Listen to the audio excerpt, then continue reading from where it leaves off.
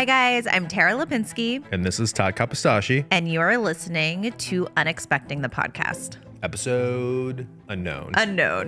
I don't think you know this because you're not like in the trenches like I am with the like technology part of the podcast. But we joked in the last podcast about the seasons. Yes. I went back and You did? renamed them, but I didn't do it in the way that you wanted. That's why I didn't tell you. Wait, what is it? Oh my God. What did you do? I think it's the most, I said this on the last podcast, so I feel like I don't need to re-say it, but 1 through 15 was season 1, guys. our magnum opus to fertility. Yeah. And so that's season 1, and season 2 is 16, and now we're at 20 something. So we're currently in season 2. That's not how it's supposed to go. We can't do 3 seasons of a podcast in like 2 months. Okay. I kind of love this podcast because you will keep things from me. I could never do that. If it was something on my mind, things from you. Well, I feel like you like to like surprise me when we do a podcast and not tell me about something. I could never do that. I struggle if I get a gift, what to do. Like, I want to tell you what I got you. Yeah, I have that too, though. Like, if I get you something, it's like so hard for me not to ruin at least the even surprise. just bring it up and start hinting at it. Well, you like surprising me. What do you think of? Wait, can we talk? Speaking of gifts, my Valentines Day gift. Are you okay if I share that with everyone? Sure. Yeah. You know, I spent hours and hours and hours on a Valentine's Day gift for Tara, kind of arts and crafts thing. A lot of thought, effort. Had to write a bunch of stuff out, and Tara got me a pair of shoes. Guys, oh my gosh, you mentioned this the other day. Are you upset? You didn't think it was nice? Oh, I love the shoes. Yeah, they're rubber and material. And Wait, all right, wait. To my defense here, I got you a cool pair of Nikes, and I got Georgie matching Nikes. Yeah, but for that's a gag I've already done. I've already got you shoes matching for Georgie. See, he gets competitive. Just stole my idea. Okay, Todd has good gift giving. He's a good gift giver. He's thoughtful about surprise gift giving. I mean, think about the prom. Sometimes too. Did we ever tell anyone about prom? Tell anybody? Well, like knows. On the podcast. I feel like also all the people that listen and the people that write in, I do feel like when I used to listen to podcasts and people that were actually, broadcasting the podcast would be like, oh, our podcast family. And, I feel that. I feel like we have this whole separate life. When I heard people say that, I thought it was like really like annoying, masturbatory and like back patting. But now I find myself saying it, like the apt listener will know that if you've been listening it's really fun. I mean, it's like anything you want to, you gravitate towards community. But yeah, you hadn't gone to prom because of skating. Yeah. So for your 35th? No, not 5th. 4th. 34th birthday, I rented out a gym at a school in LA. A real high school in LA. High school. And we did like a 2000s themed prom. And it was a huge surprise. And it was 2000 themed because that's when the year I graduated. And I love 2000 like music of any sort. We know this. It was the best thing to ever happen to my life. Like, I think about this prom so often. I have like a highlight on my Instagram because I will go back and maybe once every few months watch it. All my friends dressed like they did in the 2000. Like it was. Well, that's the funniest thing is you didn't know, and so you got into. I got like an old school kind of looking limo, and all your friends were dressed up kind of like 2000s, and your friend Allie was like she was goth or something. I don't know what she was trying to do, but it was like 2000s goth, and you were like, where are we going and why are you dressed like that? But there were like corsages, so you kind of started, I think, to get it. What's crazy is we became prom king and queen. Yeah. I mean, how did that happen? Right. It was so fun. I remember like the very last song. What was that song? I have to go back on my Instagram and look at it, but everyone will remember the song. Really bad. But everyone was so drunk, and I think I didn't have shoes on, and it was like they were trying to get us out of there, and I'm like dancing on your feet, drunk, so in love and happy, and just singing this song, and I really thought this was my prom, guys. Like, this felt as big as any school dance. It did feel like a pretty legit prom. Yes. Okay, so that's what proms feel like. It was amazing. It was amazing. But I want to go back to Valentine's Day. with the gift that you didn't like for me, but I really No, I'm joking. I like your shoes were awesome. They were like Nikes, and you got matching ones for Georgie, so they were cute. And then I just for you got. It's cute though. Yeah, but it's not that involved. But yeah, I felt like it was. I like when you do arts and crafts. Yeah. We also, what do we call? I forget what we call it when I do it, because I sometimes will try to get Todd thoughtful. Like, well, here's the thing that I'll say that you're gonna be mad at is like you're so great. Like on Christmas, you'll get me so many clothes and like spend a ton of money for whatever reason. When you do like the arts and crafts, like thoughtful gifts. They end up being like super cheap, low end. What do you mean? Like again, you like on a regular birthday or whatever, you get like you've bought me like a laptop before and like an iPhone. You know, you get me like great, somewhat expensive gifts sometimes. But then when you do the sweet stuff, it's always kind of like falling apart or like not done perfectly. It's like the bad people on Etsy, or it's like my parents used to do like arts and crafts and like sell them on the weekends when they're in the 80s. Yeah. Kind of feels like when I get gifts from you, it's like my parents made it in my basement. Oh my goodness! But they're cute. But that's why I like them. But I always I mess up. And there's always something. There's always like something a spelling off error about it, or a grammatical error, or just like it doesn't make sense. Like some quote that. Remember when I did all the wine bottles with quotes on them for each year that we cool, were together? I think you removed. You got a bunch of wine and put like custom wine bottles with for our like pictures, our year and then or something. like wrote about each year on it with quotes. Didn't really make much sense because it was like Chardonnay that you can't keep. So we just like drank it and threw away the bottle. One time you got me this like leather Etsy bracelet. I think I looked it up and it was like $17.50. But I thought it looked cool. Why would you be looking up like, how much it cost? Because I was like, this could not have cost more than $6. And I was shocked to find out that it did. It had a cool brass buckle and I could engrave it underneath, not on top. So it wasn't like, but like in your face. That's my thing. That's the thing. But You'll get me like a $1,000 laptop, but then you spend like $4 on like a custom leather bracelet that I would never wear. You did. You wore it till it fell apart. Well, for like a day or two and it fell apart. No, you wore it for like a year. Yeah. Do you remember that? I didn't wear that. Yes, for a you year. did. No, you did. 100%. I don't think so. Go back and look at all the pictures. I don't think so. Anyways, back to the Valentine's Day gift. I really liked it. You got these antique looking frames, 5 of them, and it was like double-sided. So there was a picture you put of me and Georgie. Oh, yeah, it's fertility related. So this makes sense for the podcast, I guess. Fertility related. And it would be a picture of me and Georgie. And then it said Rainbow Baby. I can't remember what you wrote, but Rainbow Baby year 1. And you wrote it to Georgie of, You're doing a terrible job explaining why? this, I'm always bad at Tell me. Well, no, it's just simple. There were 5 frames, and on one, they were like double frames.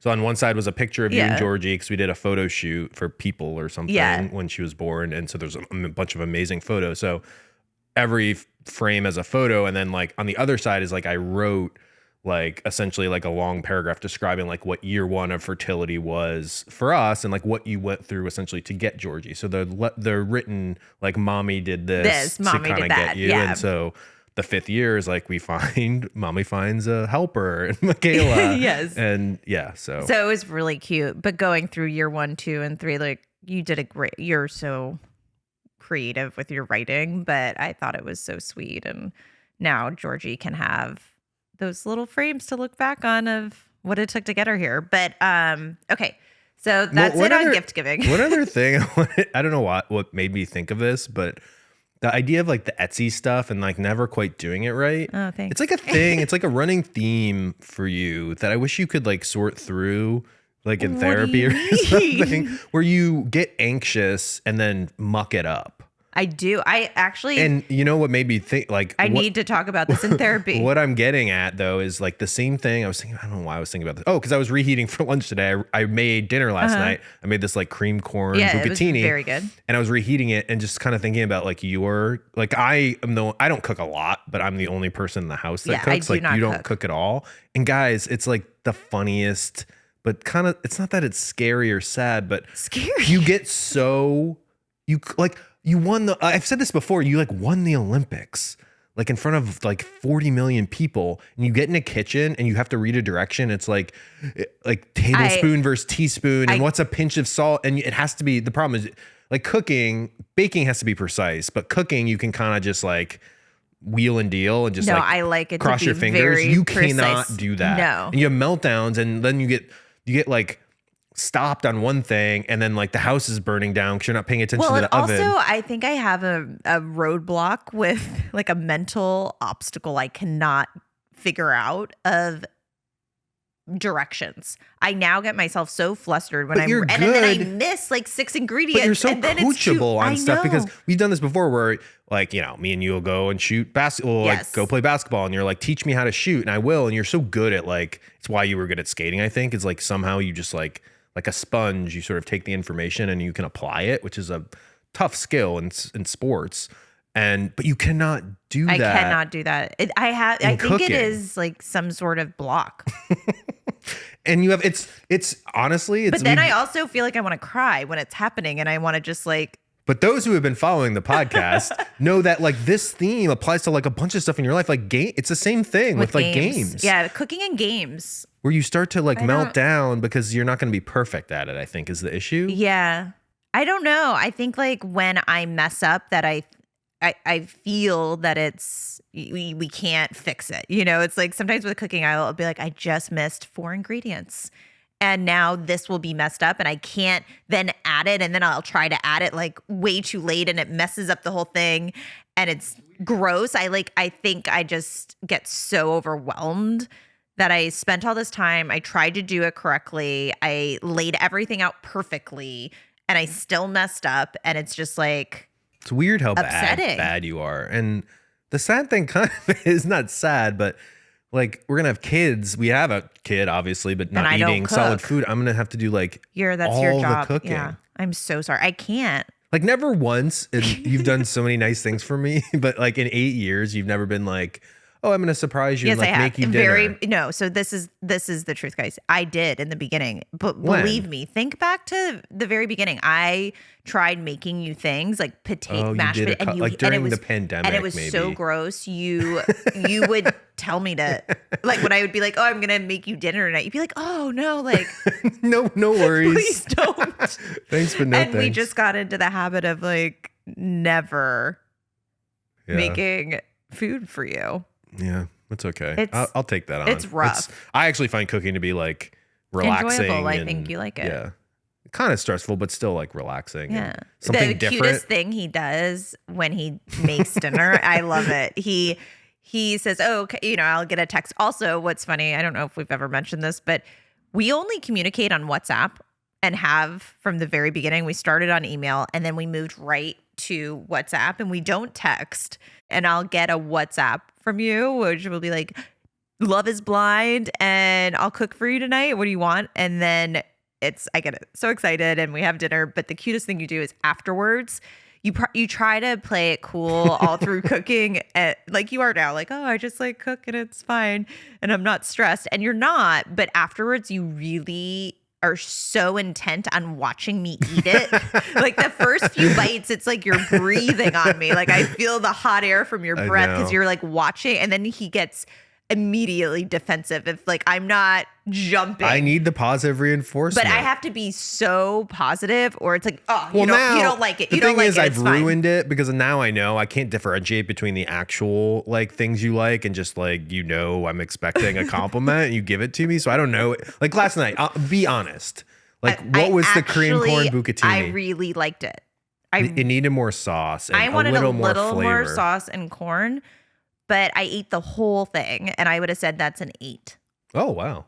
Yeah, see? I think it was like a 6.8. Does anyone else do? We should do like a marriage podcast along with our fertility podcast, but we do this a lot now, the scale thing of even when we're like annoyed at each other or upset, because sometimes we don't read our cues very well. Tara will also say I'm just at a 2. Meanwhile, she's like wanting to rip my head off. I'm like, this is not a 2. This is like an 11. But I won't lie on my scale. So it really is a 2. Yeah, well, it doesn't seem like it sometimes. And now a quick word from our sponsors. This show is sponsored by BetterHelp. So guys, life is so busy, and often I think, what would be the first thing I'd do if I had an extra hour in my day? I find the best way to fit in that special something into your schedule is to know what's important to you and prioritize making that time for yourself. I look forward to my own therapy session every single week. I actually get upset if I have to miss it. It's truly an hour for myself. Therapy is great for people who have gone through loss or who are dealing with grief, but it's not just for people who have experienced major trauma. It's a place where you can unload and recenter. Yes, I was in therapy during my fertility journey, but I continue therapy now because there are still so many life lessons I'm learning. If you're intrigued by therapy, I definitely give BetterHelp a try. It's entirely online, convenient, and flexible, which is great for busy schedules. They make it easy to fit in this special time for yourself. Learn to make time for what makes you happy with BetterHelp. Visit betterhelp.com/unexpecting today to get 10% off your first month. That's BetterHelp, HELP.com/unexpecting. Well, sad kind of thing to talk about. Fertility often isn't in the national news. Sometimes there'll be stuff that'll come out. A person will talk about their journey but not enough to make waves. Yeah. I mean, what was this, a couple days ago now? More than that, I think. But yeah, I guess a week and a half ago or whatever it was. But in Alabama, they're ruling for embryos. They've decided that an embryo is a human being. Right, which is just outrageous. And it's interesting, when it first came out, I was annoyed. And then I realized how annoyed I got the more I read about it. And then obviously knowing the implications of that and what happened in Alabama for people wanting to go through IVF, and then what slippery slope are we on now for IVF in the rest of the states. And it's outrageous, right? Like, I love my embryos, and in my own head, when we were going through IVF, I saw them as potential human life, and I saw possible, when they put the embryo inside of me, I felt like I was pregnant, and I felt like this was going to be our baby. But it's not, it's not. Think of how many embryos just don't make it. And think of how many embryos, that's what's crazy to think. If we were to count how many embryos, because I've done 8 retrievals that we had, I don't know, was it 30, 40? I don't even know. I'm really throwing the number out without knowing, that we sent out over those retrievals, and how many came back genetically normal. So all of those other ones most likely would have never made it. They would have never become a human. So you have to get through the PGT testing. And then beyond that, it's not guaranteed. Every embryo, even if it's perfect, doesn't turn into a human. So it's just really sad. And I went on a deep dive of this, of, seeing people in Alabama, and it enraged me. I feel like there's not, in my life, I don't know how you feel about this, but people pick up causes and they feel very strongly. And obviously we both feel so strongly about fertility and issues surrounding fertility. But this was the first time where it was like, I could see myself going out on the street with a sign. Like, I feel angry. Like, this is changing IVF and the possibility for people to continue treatment now. It's just so dumb and upsetting that I just feel this sort of rage inside of me. And I started going deep on Instagram, and my Mila Storm. And I remember one morning, very tired from like waking up with the baby, and just like emo Instagram storying about it, because this one woman I saw, it just like, she eloquently, and she was able to articulate obviously her feelings around this, and she lives in Alabama and how it's all halted, and she's been on this 5-year journey. And I think her journey touched me a little bit, just because we have the quote unquote long haul, title. And I do think that, not saying if you're just struggling to get pregnant in any form or way, we all understand each other. It's so difficult, but I do think it's a special kind of hell that IVF long haulers go through, just because odds and chances are never really in your favor. So what you experience is very specific and unique. And then it's doubled and compounded by the fact that you're going through it for years, where it's crazy making and it changes you as a human being. And so she was writing about, on top of everything else, this 5-year journey, now she has no idea what to do, what is going to happen. She can't go through treatment, and what that feels like. And it's just, it's so sad. And then I dug a little deeper into her Instagram, and she was, before this came out, the Alabama ruling, she was just talking about her journey a little bit with IVF. And she had this one post, which I thought was beautifully poetic, which I Instagrammed after. And this is kind of a different subject, but it really made me feel so connected to this person. And it's so true. Like what I just said is like, you change so completely when you go through something like this. And I think a lot of people in your life don't always understand it. And we've talked about that, but you lose relationships, you become a different person. And it's not like you have to sit and dwell in that forever, but you are changed, right? In a really huge way. And she wrote about that. And then she wrote about what it was like wanting a baby and having these embryos. And it was before the ruling, but how she has these embryos sitting there. It's like the quote unquote, the in between. And she feels this pull, and you're nothing, but you're everything. Just, it was very beautiful. And I just felt so connected to this woman that I've never met. And it just got me in my feelings about everything that's happening. Yeah. I mean, I just went on a long. I'm breathing heavy. No, like I'm very passionate. Yeah. No, as we all should be. I think I clearly should have like written down thoughts on this topic because it is so kind of nuanced and well, the Alabama one actually isn't really that complicated. Right. Like it's pretty crazy that they ruled that. Yes. It's a embryos are human, right. And if you discard them, it's murder.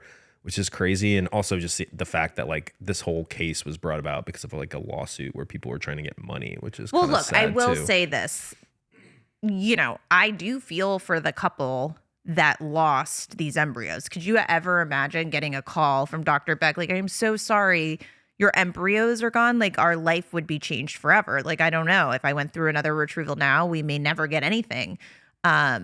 So it is scary, and I know that, but at the same time. But also my argument would just be there's a lot of instances in life where people are wronged in some way, and it doesn't have to be wrongful death to get a lot of money. Correct. Like, okay, you're going to get $100 million because it's like a death, or you're going to get $50 million because they lost your embryos. Right. And that's the thing that's messed up about it.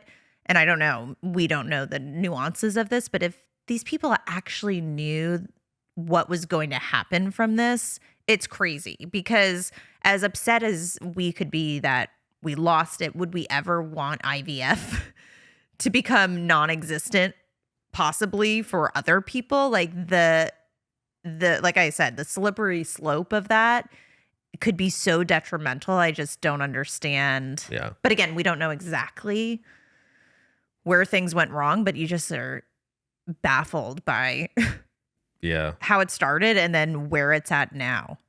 I mean, the thing I don't have a ton to add to this just because I do think it's complicated and I'll end up saying the wrong thing because me, I just like talk and spin in circles. The thing I will just say, like when it all came out and I processed it, the thing and just to say, like, this, I'm as kind of liberal as they get. Like, I do think the ruling was ridiculous and shouldn't be. It should be overturned and hope to God that it doesn't happen in other states, obviously. But the thing that it did get me, and I thought about this before, and maybe I shouldn't admit this, but like I was raised Catholic. I'm not like, I think religion and spirituality is a really important thing. I later in my life am not as spiritual as I once was. But I do have these thoughts about embryos. And again, I'm prefacing this by saying I'm as liberal as they get. And I think the ruling was terrible. But like I do have these, and I think people can relate to this. I do have these like weird conversations in my head about like, okay, we have Georgie. She was one of these embryos. Let's say we have, what do we have left? We have 7. And at some point we had 10 maybe? And then we started losing them. Yes. So we have these 10, 11, whatever that number is, embryos. And like, it is potential life. Right. Like Georgie was one of those sitting there. And the thing that's just crazy and sad and weird and like is kind of a moral issue, but not, because they're not people. They're a few cells. But we plucked Georgie into consciousness by pointing at an embryo. And sadly, like, we're not going to have 7 kids. Right. Some of those embryos that could be Georgie, I know what Georgie is now. Yeah. And just to think we like would point at another one and like not have Georgie is such a weird thing to think about. You could then keep going on that. Like if we had sex this month. But it's not that. But I know. Exactly. And I think that's kind of the point. It's like once you start messing with nature, once you start using contraception, once you start having like morning after pills, once you, all this stuff is like affecting the trajectory of like what's, gonna happen. Choose your own adventure of but I do think, and I'm not, again, I keep saying this, like I feel like I'm making like some counter argument. I'm not. It just brought these, because I've thought about this during that's what I was saying. fertility. That's why I felt for the couple that, woke up to a call and how that changes your life. Because you do, like I said, I when they put that embryo in and we saw the spark of what they call spark of life, like I embodied being a mother and, carrying, a potential baby. So I know what you're saying. Yeah. And I think the thing, I guess, that made me think the most, honestly, is just this idea of like, if we're going to have frozen embryos to discard. And I think, not that I think that's a moral dilemma necessarily, but I do think that there's, in every human being, there's this sort of, I don't know if it's like a need to protect like even potential life. Like the fact that these things could be a child of ours and aren't yet, they are not people yet, but the fact that they could be, and we will unfreeze some likely, is like a weird, I hate to use the word mind fuck, but that's what it feels like. I mean, it feels like a moral dilemma, and I know it's not, because of how I feel politically about all these things, it shouldn't be, and because I'm not, as I mentioned, like hugely religious at this point in my life, like it shouldn't be a moral dilemma, but it is weirdly for me, because intrinsically you want to like not discard something that's like a little further along than like having sex, or well, you just don't like think about these things. I brought it up at dinner the other day because that's my initial gut reaction of, well, first off, let me preface this, that when you start to think about all these things, right? Like if this ruling were to go further and it's, you have to pay for, you can't discard these embryos. You have to pay for the storage for the rest of your life, or, a step further, like you have to use these embryos or give them away or whatever it is. I think which is another moral dilemma. It's like, I'm going to have 8 kids roaming around. Well, no, I mean, and that's people have very strong feelings about it. I have a friend right now who's freaking out a little bit about everything, is like, I need to move these to a long-term storage place. Like, I don't want them in my clinic. What if someone were to tell me I need to give them away? Those, like, I'm not comfortable, like, knowing I have children out there being raised by someone else. I mean, there are so many different topics and conversations that you could get on about this. And I think what's interesting is the thought of storage, right? And we brought this up the other night when we were talking about all this. And in my mind, I feel like we worked so hard for them. And to your point, there's something clearly sentimental about each one. They're so precious to me. They're worth more than anything in the world to me, just sitting there. So, and who they are is written, sadly. Right. Yeah. So I can't fathom getting rid of them. Obviously there's things that you can donate them to science, and there's part of me that if we ever had to make a decision, I haven't thought this through, but there's part of me is like, it would be doing good. Hopefully it would be doing good for steps in the right direction to help other couples and people in IVF, finding new things out on embryos. I mean, I said that, I was like, how cool if one of those embryos were to be able to make such a huge impact. But anyway, you could go further and further on this, but the whole thing's upsetting. And there was one TikTok by this politician in Alabama, which my friend and I were talking about, and it was just like, you wondered, have they thought anything through when they do these rulings? Or is it like, I have a feeling, and I'm not going to even think logically, but the reporter was asking him about this, and he's like, we need more children. We need more children. And she's like, right. So you are now shutting down IVF. So just so you know, that was Tommy Tuberville, who was like a former pretty well-known football coach, but okay. his views on everything, at least in terms of the way you and I think, are pretty backwards. But yeah, I saw that clip and he just like didn't know what to say. Struggled because he's like, oh my gosh, I'm about to contradict myself so badly. That so we do need more children. Like IVF helps that. Also, just a weird statement. Like, we need more children. I don't know if he was getting at like population, like to remain like a world power, we just need people. Was that what he? I didn't really get why he was saying that. I don't know where he was going. I mean, it's hard though. You wonder if our little podcast family has differing feelings about this because, you know, I got a few messages from people that follow me, and it's hard when you get that because you don't want to disappoint anyone. And to be honest, we have these thoughts and feelings and opinions, but both of us are very non-confrontational. I want my Instagram page, our podcast, to just be a safe place. Whatever you feel, whatever views you have, whatever religion, like just all is welcome. Who cares? We all have our way of living. So it's always sad when you get a message and the person was like, you know, I'm so disappointed in you. Like, I followed you and your journey. And as a Christian, like, this really saddens me. And it's hard, you know, like, I feel like I have to defend myself of like, well, this is, you know, I know a lot about, you know, statistically, 6 of our embryos never worked. They were never people.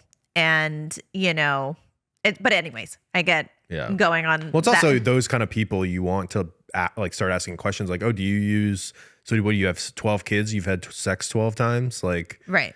Do you use contraception? Like, are you interfering with nature at all? Right. You know, because if you are, then you're a hypocrite. Right. It's just hard. But I mean, people have so many feelings about it. And well, the weird thing, again, this is getting into like more philosophical questions, but this is why I did marry you, though. We love having conversations like this.